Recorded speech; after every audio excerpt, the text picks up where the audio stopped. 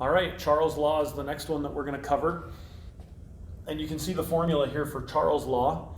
And if you remember again from the kinetic molecular theory, Charles' law states that if a volume of a gas goes up, then the temperature of a gas is also going to go up. Or if the temperature of a gas goes up, then the volume of the gas is going to go up.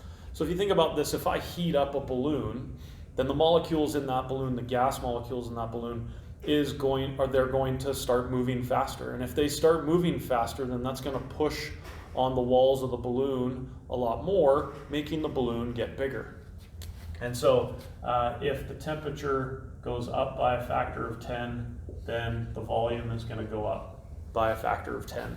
And so this is the formula that we have in order to show that relationship. So V1 over T1 equals V2 over T2. V1 and T1 are the initial volumes and initial temperature. Initial volume and initial temperature. V2 and T2 is the final volume and the final temperature. So one other thing to point out about this formula are the temperatures. Now the temperatures are written as a capital T, and if you look in your data booklet, you'll see some notations there on page 2 where it shows that a capital T means temperature in Kelvin. And so when you're doing this problem here, these temperatures have to be plugged in as Kelvin temperatures. So if the question, for example, you can see over here, this example gives temperatures in degrees Celsius, you have to convert those temperatures in degrees Celsius into Kelvin temperatures in order to plug this into the formula correctly and get the correct answer.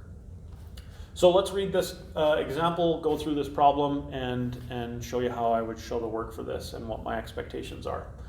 So it says here, if a balloon's placed in a fridge with a temperature of 4 degrees Celsius, where its initial temperature was 22 degrees Celsius and initial volume was 0.50 liters, what will be the new volume of the balloon when it's fully cooled by the fridge? So something that I notice that kids do lots with problems like this is they like to skip the words and they like to just pick out all the numbers.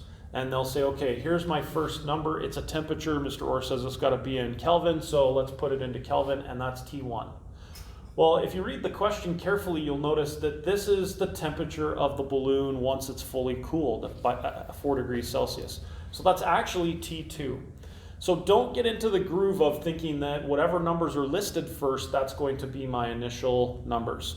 You have to read it and understand the paragraph that's actually written there and identify, okay, hey, it says the initial temperature was 22 degrees Celsius. So that's my T1. 4 degrees Celsius is going to be my T2. And so the order in which those numbers show up doesn't always mean initial to final. You have to read it and be careful with that. Okay, so 4 degrees Celsius added to 273, that's going to be 277. So this is my temperature in Kelvin, T2. My T1 is 22 degrees Celsius, add that to 273, that's going to give me 295.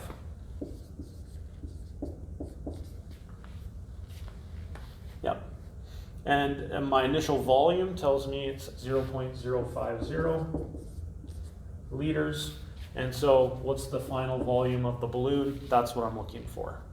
So I take these numbers now, I plug them into my formula. But before I do that, I want to rearrange the formula so I'm solving for V2. So I've got T2 on the bottom here. V2 is what I'm looking for.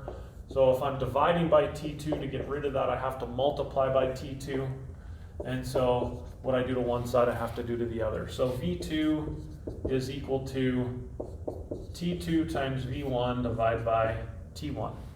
And then I can plug those numbers in. Again, remember, you show your work, make sure the units are consistent, and everything should be fine. So T2 is 277 Kelvin times V1 divided by T1, 295 Kelvin. You go ahead and plug that into your calculator. Make sure that, again, you're putting the units in to the formula. It's very important that you show your units. Really good habit to get into, so please make sure you're showing your units. And you plug this in and you end up with 0.47 liters. Now, something to watch out for and pay attention to in terms of temperatures. Because we're converting temperatures from Celsius to Kelvin, you can see it's changing how many significant digits I have. And so just to make things simple, for Chem 20, what I tell my Chem 20 students is temperature doesn't have a bearing on significant digits, okay? So don't use your sig digs in your temperature numbers to determine how many sig digs you're gonna write your answer to. In this case, it didn't matter for this question, but in other cases it might. So just ignore sig digs for temperature numbers.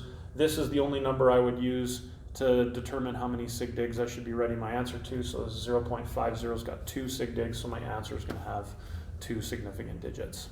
I'm gonna do one more problem to show one more thing that I often see kids do. And so I'll be right back with that next problem, and then we'll close this one out. Here's our last problem that we're gonna talk about as it relates to Charles' law. And you can see the problem here is written out, and then I've identified all the numbers that go in there.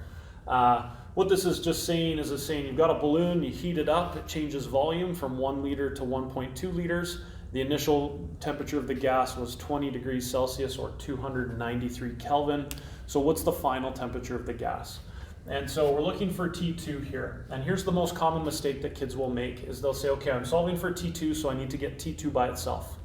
So I'm multiplying by V2 over here, which means I divide by T2 or V2, and so I put V2 on the bottom over there. And that means that's my formula. So now I have T2 is equal to this, and that's not right, okay?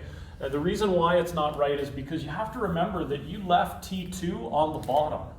So if you took away V2 and put it over here, T2 is on the bottom, and so what you solved for was not T2, but you solved for 1 over T2. And that's not the same thing. If someone's asking you to solve for X or solve for 1 over X, they're asking you for 2 different things. And so what you have to make sure that you're doing when you solve for an unknown that's on the bottom of a fraction, it's the denominator in a fraction, is what I like to do first is I just like to flip the fraction so that the unknown is on the top. And as long as you're following algebra rules, which is what I do to one side, I have to do to the other, then you'll be okay. So if I write this like this, T2 over V2, then I just need to do that to this side.